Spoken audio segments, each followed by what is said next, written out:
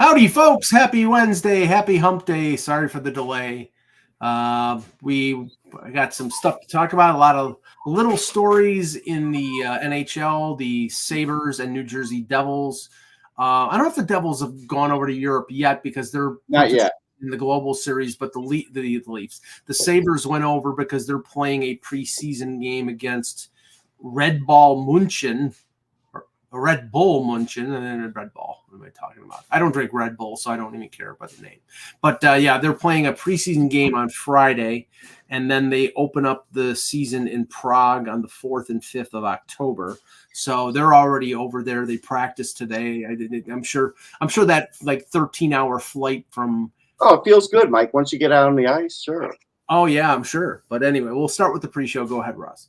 So let's talk about how slow Major League Baseball does things. We're getting to the end of the season now. I forget, like, Monday is truly the end of the season. I'm thinking, okay, so there's really no rope left in the season, right? And Hurricane Helene is coming in. Mm-hmm. And the Mets didn't play on Monday, but they were in Atlanta. They didn't play yesterday afternoon, but they were in Atlanta. They're not playing this afternoon, but they're in Atlanta.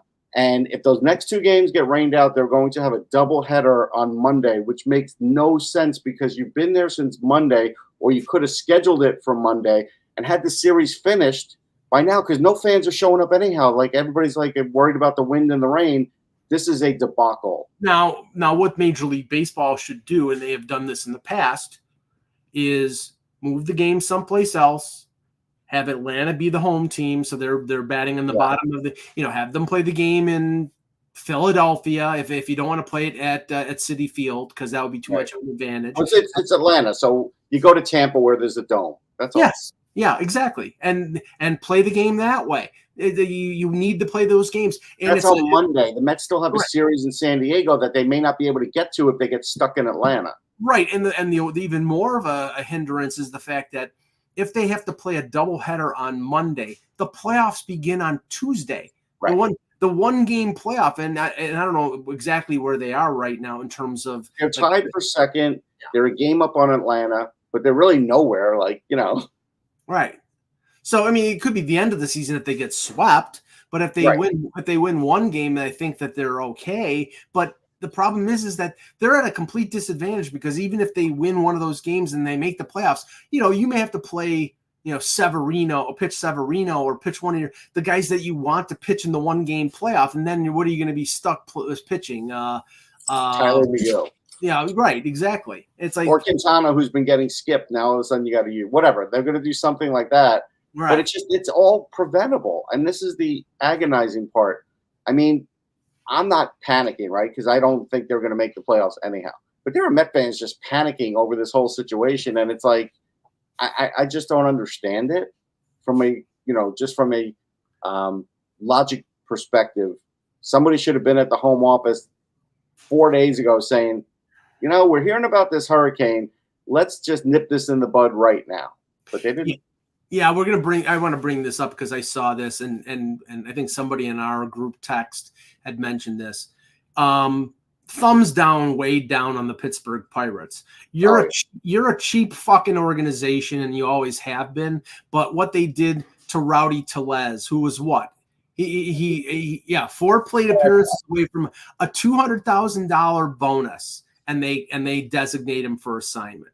That is just shit. It really is. And for an organization that maybe when we were watching them at that Buffalo Wild Wings back in July, and they were in the race, and Skeens is probably rookie of the year, or will be in the mix for it, and he's an exciting pitcher. They were in it at that point. And then they had a long losing streak, and now they're not in it. That's definitely not Anna. No, that's Cole. What's interesting is they have an owner who's a billionaire. Right. The team's valued at $1.3 billion. Right. And the total revenue is $309 million, but this $200,000, this was going to kill it. It's going to break them. Yeah, it's going to break them. So, and the funny thing was, I think there were 6 players that were designated for assignment. Like Craig Kimbrell was designated for assignment from the Orioles. I mean, that was understandable because Craig Kimbrell can't pitch anymore. Right. Now that, but this was a purely money saving thing by the Pirates, and it's embarrassing. It really is. It's just, again, they take part in revenue sharing, which is disgusting too, but whatever. Right. All right, let's start the show. Hello, Hockey World. Today is Wednesday, September 25th, 2024. I'm Russ Cohen from sportsology.com and NHLDraftBuzz.com. Never heard of that one before. Yeah. And I'm Michael Agello, and this is the HockeyBuzzcast here on HockeyBuzz.com. All right, let's start with this because I in scanning through some of the stories, there was a little bit of a hubbub and a little bit of a percolation about expansion. And Gary Bettman pretty much slammed the door on that. I guess there was a Board of Governors meeting coming up pretty soon. And there was some speculation about whether, that subject was going to be brought up. And Bettman said, no, it's not. And it's not on the agenda, not on the docket. And it's too soon. Okay. You've had Vegas and it's been a great success. You've had Seattle. That's been a very good success. You got rid of that, got out of that armpit situation in Arizona with an asshole owner. And now you've moved it to Utah, where it seems that it's going to be a healthy franchise with a billionaire owner, Ryan Smith. So, I mean, all is good, but there are franchises right now that aren't exactly healthy. And I think, Russ, it's a money grab if they did go to expansion right away. But that these owners, if they can get $2 billion out of Atlanta or Houston, they're going to do that rather than let existing franchises move, because they didn't make any. They hardly make any money off anybody moving. Yeah, the money went to Morello. It didn't go to the owners. No. There was a portion of it that did, but I guess Gary talked the league into it because they were just going to keep losing money on Arizona. Right, exactly. So but yeah, they want to split up another pie, and so it's going to happen. It will probably happen when Gary Bettman retires. Right after that. Yes, there are a number of things, and we discussed this. There are a number of things that are going to happen as soon as Gary Bettman retires. One is probably expansion to 34 or 36 teams. The other one is expanded playoffs, because everybody's asking for it. Every league is doing it. The baseball is expanded, football is expanded, basketball is doing play-ins. Pickleball is expanded. It makes no sense to have a 32-team league, and right now 50% of the league, and if you expand to 34 or 36, you're going to have less than 50% of the league making the playoffs. It's asinine. So Abe wants to know, when will it stop? It will stop when people stop caring and stop going to the games, but 36 probably is it. It'll stop when billionaires stop ponying up billions for franchise. Yeah, I think 36 will be it for a long time. Right, but here's the thing, and I will fly in the face of our boss, because he reported a rumor last week. There is not a chance in hell that there's going to be a second team in Toronto. No chance at all. The NHL does not want to be there when you're going to hell, and just see what they say about that. Like, Mike, listen, that deal was close to Markham. You just don't realize. But now you're in hell, we can tell you. Don't worry, that's going to happen pretty quickly. No, the NHL right now in a 32-team league has 7 franchises in Canada. They have only 25 franchises in the U.S. That is limiting them in terms of their ability to get bigger TV contracts, because you've got 7 markets that don't register with the NHL, that don't register with like ESPN or TNT. They will want bigger TV markets in the U.S. And And that's what's going. So it's going to be. They're eventually going to go back to Arizona. When they get a building, they'll go back, but they won't go back right away because there is no building right now. The Browns took time. That'll right. take. I mean, if Matt Ishbia and he's the owner of the Phoenix Suns, if he goes in and says, I want an NHL franchise, and they're going to build a new building for the Suns and for the Coyotes, then that would make sense. But I mean, look, Tommy Lee, the former drummer, he almost lost a dog to a coyote yesterday, and his wife saved it. So I think it's too soon for him to start thinking about coyotes, to be honest. But it wasn't Heather Locklear. No, it was a little puff dog, and they saved it. No, the wife. The wife was not Heather Locklear. But no, it's likely going to be Atlanta for the third straight time. And if you're asking me if I agree with that, no, I don't. But that's where the money is. It's a big television market. And Houston. Now, Houston has a history with the Houston Aeros. It could be a city that we're not thinking of, like Portland or something like that, too. Who knows? Yeah, not Cleveland, because Cleveland had a chance. And now it was in the 70s, but it was a dismal failure. Milwaukee has a history with the AHL, with the Admirals. It's been a successful franchise. I mean, look, there was never any talk of an NBA team going to Oklahoma City until this bajillionaire decided, I want that team. And they just gave it to him. Right. That's what usually happens. Yeah, Asmir had stole, Kansas City.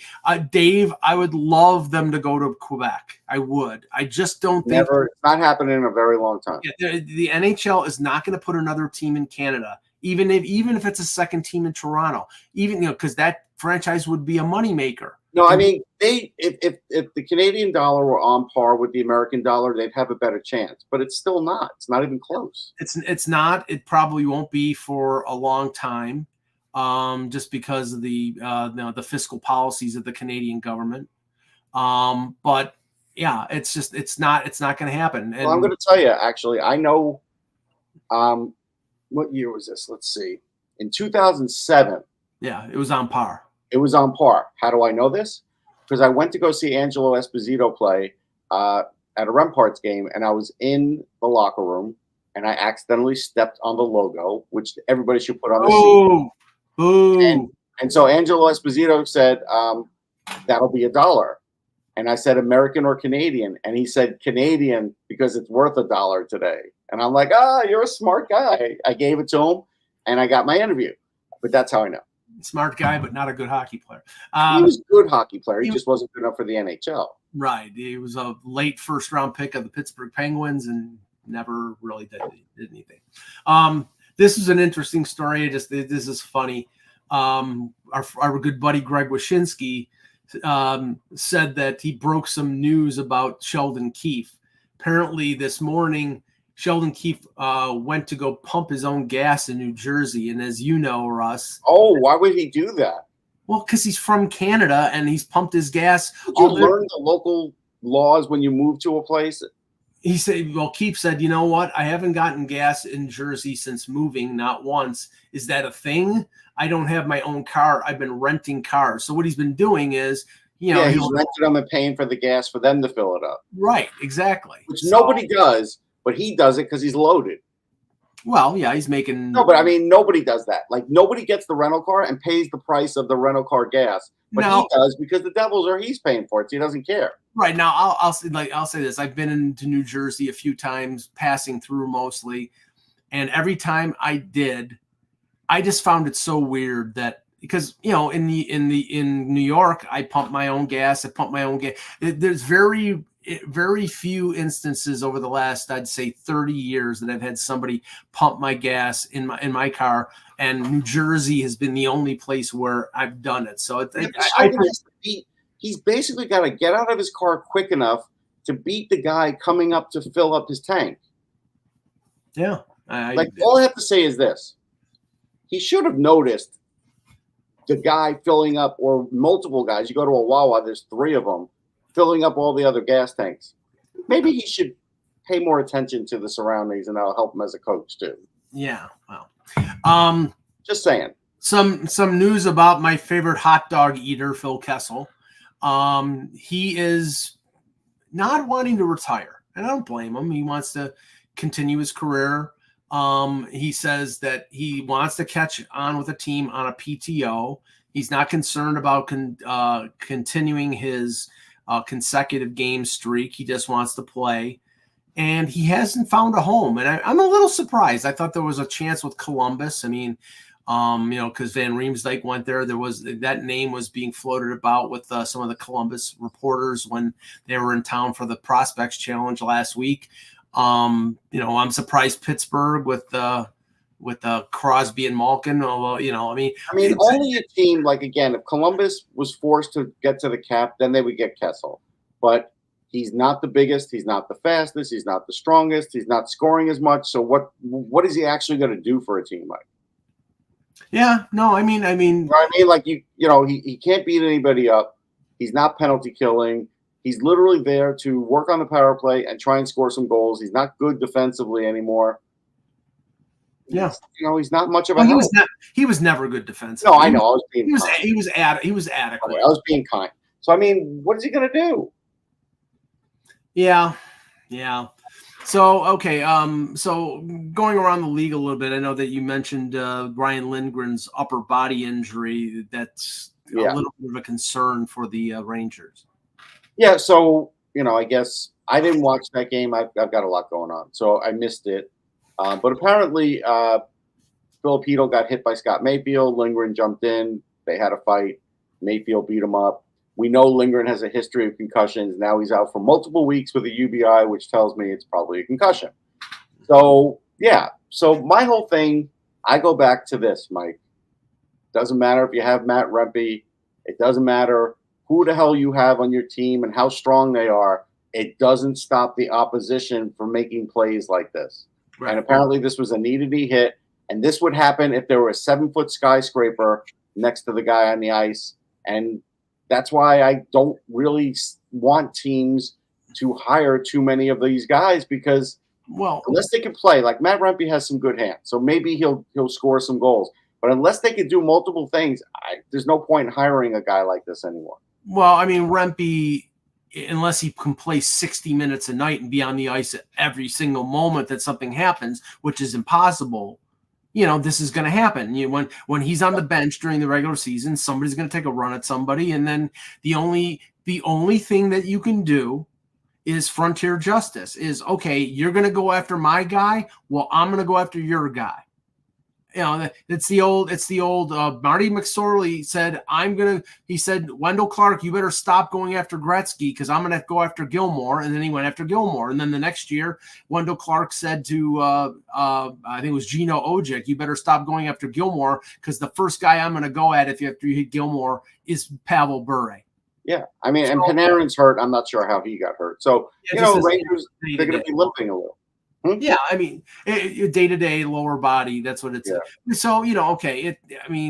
It's they'll be out at least a few weeks for a guy who's important to that team, and you have to factor in if Jan was here. This is the concern that you've had with Lindgren is the fact that. But the only thing I would say to Jan is he did it because he was sticking up for his teammate.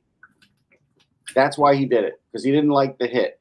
Any hockey player does that and does risk the chance of getting a concussion. So that wouldn't matter for a contract. Right. Matter of fact, if anything, it's more of a reason to give a guy a contract because he's protecting his teammates. Yeah, I mean, it happened last night in the Ottawa-Toronto game. And it wasn't like ridiculously dirty, but there was a scoring chance and Alex Nylander got stopped by Anton Forsberg. And after the whistle, Brady Tkachuk just did a drive-by and knocked him down. And then Simone Benoit went after Tkachuk.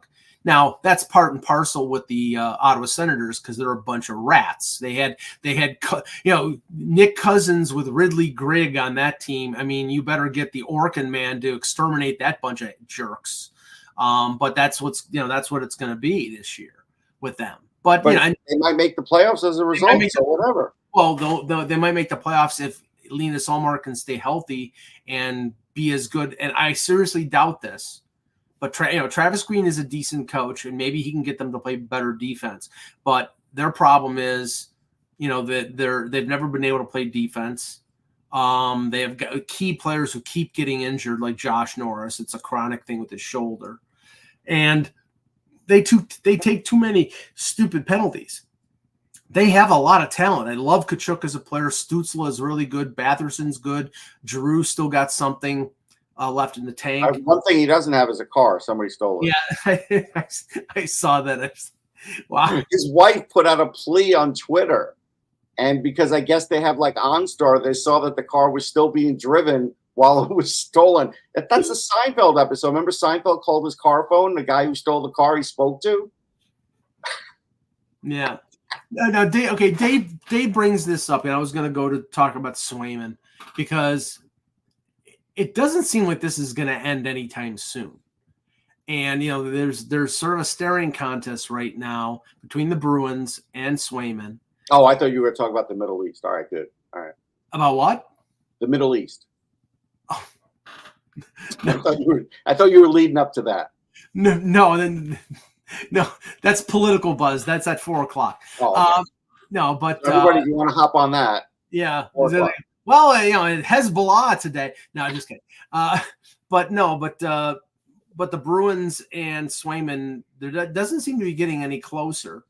There's not a war of words going on, but there definitely is a situation here where they need him. I don't think they're going to have a lot of success with Korpisalo and Brandon Bussey, but never know. They're a good defensive team. Maybe they can like keep their head above water for a while if this is an extended thing. Somebody brought up the he could go to December 1st like Nylander did and then sign. It's like, I mean, if you really want to go to war, fine, but I think it's a losing battle if you do that because now my idea and when Dave brought this up about Swayman, I don't know whether there's any chance that they trade him. They're not trading him. Who are they getting for Jeremy Swayman who could fit in that kind of salary right as the season starts? Nobody can do that. John Gibson. Yeah, they're not doing it. Gibson doesn't want to leave. No. He says he's open to leaving. Yeah, we'll no, see. I don't. No, that might be. Well, if you trade me to where I want, and right. If you're John Gibson, wouldn't you want to go to Boston? Wouldn't you want to go to a team that has a chance to win a Stanley Cup? Now, there's a dramatic difference in age. He's from Pittsburgh. Maybe he hates Boston. Maybe he's like, you know what? Pittsburgh and Boston have equally crappy pizza. Where's the advantage here? I've never had Boston. You've been it's to okay. Now there's Boston. We're not talking about Boston. No, we're not talking about Boston pizza. That's a hoax in Canada. Right. Right. I don't understand. Somebody has to explain to me why they is it like, was there somebody named Boston? Must have been. Yeah. I mean, if I'm not mistaken, I think Brad Treliving's brother or father. Yeah, somebody from his family is. Yeah, right. But and I've eaten there, and Boston pizza's fine. It's not the great. It's better than Pizza, which is like Pizza Hut for Canada. But I've never. They're on par. Like there is no advantage to either. Matter of fact, Little Caesars is better than both of those, and that's not saying much. Dave, I'm going to ban you because of this. You are now banned. I hate pineapple on pizza. Well, I mean, Dave says he's heading there because he goes there on Wednesdays. I can't remember who the coach was when he won the Memorial Cup, and then he became a coach in the NHL.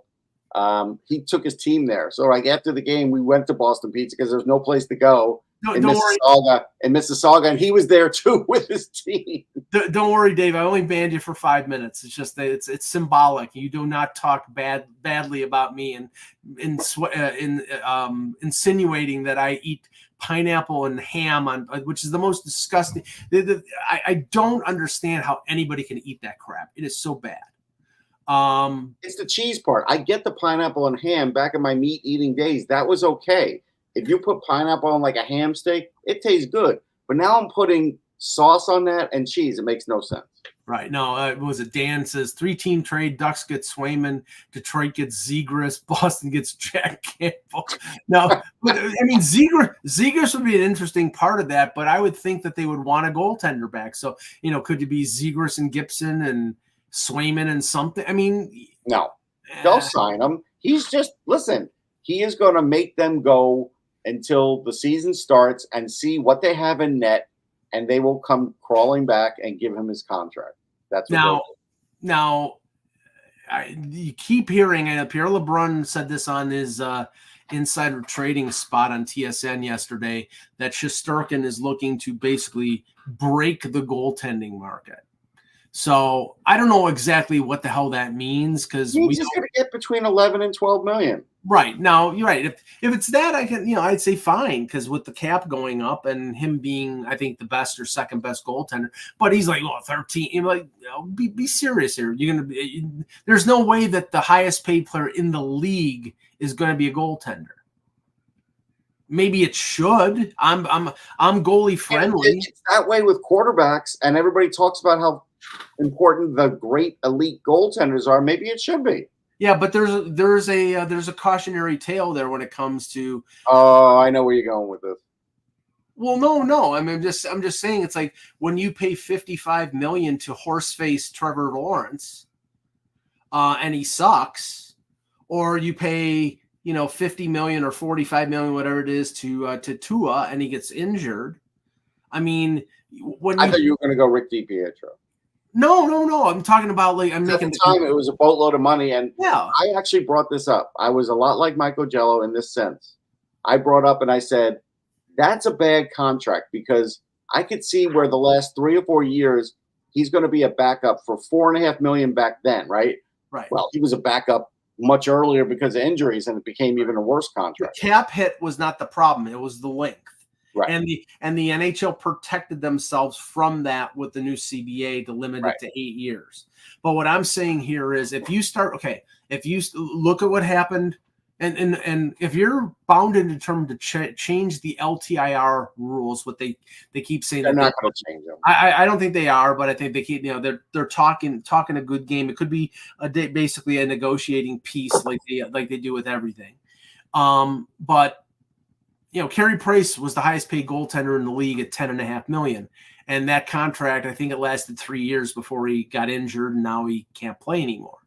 That's $10.5 million off the books. And I'm sure Montreal gets some of that money back with insurance, and the LTIR takes it off the books in terms of the cap ramifications. But it's still something that team has to deal with in terms of revenue, in terms of other aspects. Pastrami pizza, that's like two civilizations colliding. Nobody's ever done that. It's not. It doesn't even make sense. Okay, no, I think Earl has been watching too many diners, drive-ins, drives. Yeah, because last week I saw something that was like a cheeseburger pizza, and the sauce was like a combination of ketchup and mustard and relish, and I wanted to vomit. I get the barbecue chicken pizza because it's barbecue sauce. At least that makes sense. Pastrami does not make sense. Nobody wants mustard on a pizza. Nobody. No, and okay. Do I like buffalo chicken pizza? Yes. Do I like it with the sauce being blue cheese? No. It should be a red pizza. Put it on buffalo chicken on a regular pizza or a white, and it's fine. Right. Okay. Philly. We have that here. Esmere Philly cheesesteak pizza, 3 cheesesteak pizza. It's a white pizza. There's no sauce. Yeah, that's fine. But he's probably talking about Cheese Whiz or some gross stuff like that. Yeah. That's horrible. Please. So yeah, no. I mean, hey, like you can tell I like pizza, but yeah. Even Alfred E. Newman disagrees. So that's good. Oh yeah, that's right. That's Dan's symbol. So the Leafs lost 2 games to the Ottawa Senators. Season's over. Yeah. Fire Craig Berube, Brad Treliving, go on the unemployment line. I mean, again, I could care less if they go for 6 in the preseason. The games don't mean anything as long as you're finding out about your team and how good they can be. I mean, Buffalo's 3-0 in the preseason. Yesterday, their Rochester Amerks team basically went to Pittsburgh and beat a lineup that was more representative of the Penguins. So what? I mean, it's good for those kids to taste a little success, but no. Okay, we'll take some questions in the chat before we. Here's one I'm going to answer Leonard. Because I was going to type it out. He's like, salmon is better than pizza. I love salmon. There's not a person in the world, if you put salmon in the United States, if you put salmon on one plate and pizza on another, that somebody's going to choose salmon unless they need to lose weight. They're not doing it. if it's good salmon and good pizza, I think 9 times out of 10 people are going to take the pizza. Yeah, absolutely. You don't know it until you take. If it's lousy pizza, and then you go for the salmon, and the salmon's got like lemon. No, but if you look at it and they both look good, you're taking the pizza. Unless, like I said, you're trying to lose weight, fine. But nobody's doing that. And salmon pizza sounds like shit. No, that sounds disgusting. Absolutely disgusting. Okay, so where was that? I don't even know how to say Neuronomic. OEL looks awful. One game.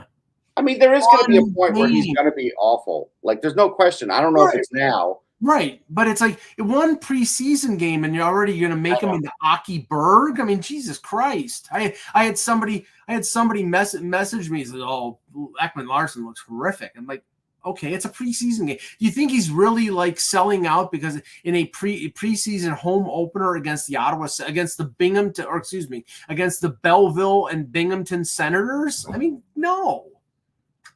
What is Leonard? I don't know what you want us to say about Lekaramaki. What about him? He's a great player. Him making the Canucks? Is that what you're asking? Yeah, he should make the Canucks on that with that shot on the power play. Even if he plays power play too, I would put him on the team. They're going to need extra scoring with their goaltending woes, so I would have him make the team. Yeah. So a couple other notes covering the Sabres for the Hockey News. Watching this team intently, and I mean, let's just say this: everybody is talking about the great attitude, the new attitude with Lindy Ruff. We know what we're doing now, or we've got this accountability, and it all sounds great. And for those young players, I hope that it works for them.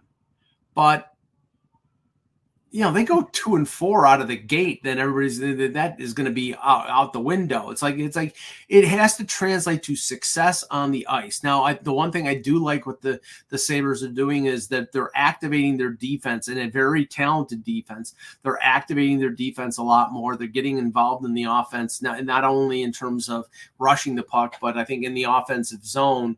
The defenseman is dropping down into the slot. As long as the forward is covering, then you can do that. And, you've got Byram and Power and Dahlin, and that could spell some success. But, okay, all the words are wonderful. Let's see how it translates early in the regular season to some success. And if they get off to a good start, there's a lot of talent there, but I still question, how the team is constructed. And where certain players, they're putting Zach Benson into a second line role at 19 years old. And I think he's a talented kid. I like his talent. I like his motor. I just don't know if he's ready for it. He might be, but I don't know. And that'll be a big question for them. So here's a quote from 2019. "We have a lot of trust in the system," Sam Reinhart told reporters. That was with Ralph Kruger. It is everything that players say, like you said, before a season starts. That is the most generic of generic quotes that you could ever hear, and that's what everybody says before the season starts. It's so true. Yeah, no, I mean, everybody, it's like baseball. Every team thinks they have a chance to win the pennant in spring training. Right. Everyone. Even the White Sox probably thought they had a chance. And then 2 weeks into the season when they're what's the update on them? I got to see. What, the White Sox? They're going to beat the 62 Mets. I think so. Oh, they're at 120, so they're tied. Yep. One more loss. One more for the White Sox. Good for them. Yep. Good for them. Yeah, what a disgrace. I mean, we went to that stadium. And they changed coaches. They actually switched their coach manager this year. Well, I mean, that was the other thing that was people were critical about. I mean, that not the White Sox, but Cincinnati fired David Bell with 6 games to go in the season. Why not wait? Why not wait until the end of the season? What was the reason for that? I mean, okay, Dave is back now, and he says, "I strongly disagree with Hawaiian pizza. Was going for a reaction. Got it. Oh God. All right. Well, then okay. Excuse me. That'll teach you, Dave. Yeah. Don't test us. This is a Pavlovian response. You insult Mike, you get banned. That's what geez. By the way, I didn't notice this because I never looked at it. The White Sox are 53.5 games out. Oh my God. Let's see here. If the Sabres miss the playoffs, will they relocate like the Buffalo Braves? No. No, I mean, Jerry Reinsdorf should sell the team, though. He should. Oh, the White Sox. Oh, yeah. And the Bulls. People would be thrilled if they sold the Bulls. Well, the thing is, they're in a position now like Leaf fans were with Harold Ballard. Right. They're waiting for him to pass away. And it's bad. It's sad to say that. And, Reinsdorf, had a lot of success with the Bulls with Jordan. And with the White Sox, they won too. With the White Sox, they won in 2005, I believe. Yeah, that's about right. So, 53.5 games out each. Who's going to be Esmer's got a good question there. Okay. Who do you think will be the first coach fired this season? Think about that for a minute. Tortorella. Well, you see, the thing is, though, it has to be a firing, Mike, and I don't think he'll get fired. I think something else would happen to him within the organization. Promoted to. Yeah. Okay, so let's pull up. I mean, Lindy's safe for the year. It's not Lindy. Yeah, no, it's not Lindy. No way. Let me see here. I'm just gonna pull. I need to look at this. I can look at the HockeyBuzz Cap Central and look at the team. I mean, the guy who runs it's incompetent, but otherwise it's all right.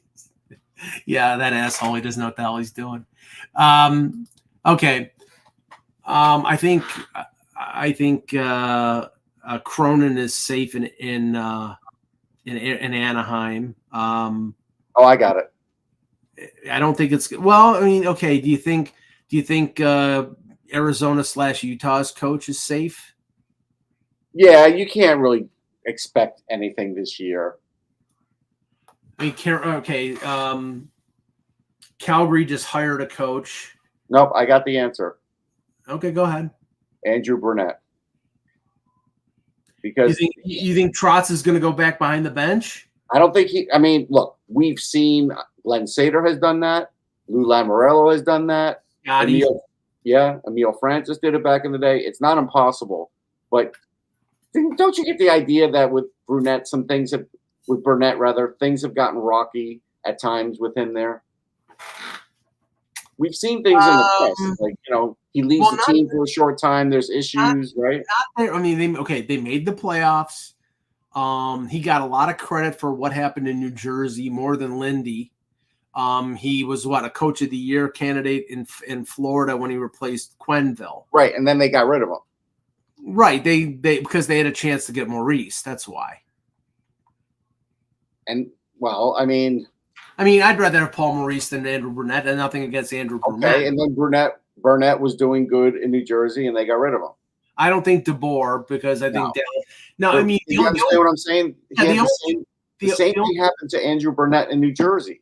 Right. The only thing with Burnett, the only thing I think with Burnett is that the expectation is there. They're very high for Nashville after adding Marchessault and Stamkos and Shea. If they're like in January and they're out of the playoffs or outside of the top 8, then they might look for somebody. I got to tell you something. If they start off below 500 for the first month, and Brunett's riding, like let's say Stamkos is going to look at this and say, this isn't working. I feel like that's the one situation where Brunette doesn't have like a guarantee spot with the job because I think the expectations are too high there, like you said, too high.